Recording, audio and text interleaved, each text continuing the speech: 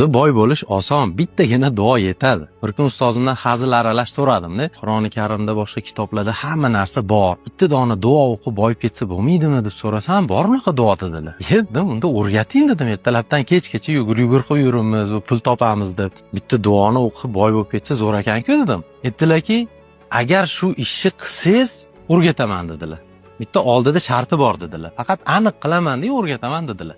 Albatta qilaman dedim. Keyin ular tushuntirib berdilar. Sharti 40 kun davomida Voqea surasini xatm qilasiz dedilar.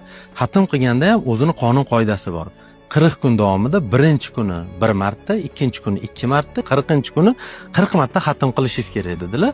Aytdim, bo'ldi, qilsa bo'ladigan narsa ekan-u deb kirishdim.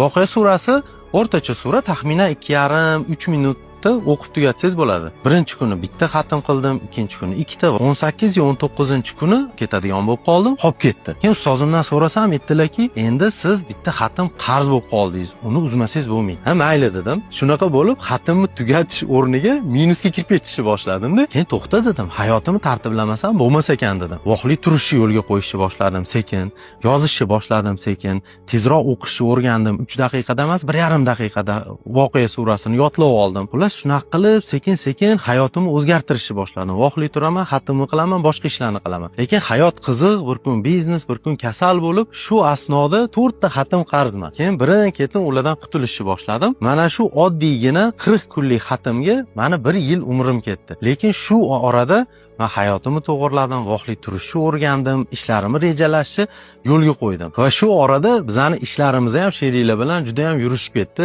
Mashinalar oldim, uy qurishni boshladim, qarzlarimdan qutuldim, zo'r bo'lib ketdi ishlarimiz. Va taxminan 1 yildan keyin mana shu 40 kunlik xatmni tugatdim va ustozimga aytdim. Lekin alhamdulillah shundoq ham ishlarim zo'r bo'lib yurishib, hayotlarim, kunlarim tartiblanib qoldi desam, mana endi haqiqiy tushunibsiz. Bu duoni, xatmni, mag'zini deb chiroyli qilib mani duo qilib qo'ydilar. Va shunda bildimki, faqatgina duo qilib o'tirishni o'zi yetarli emas ekan. Duo bilan birga harakat ham qilish kerak.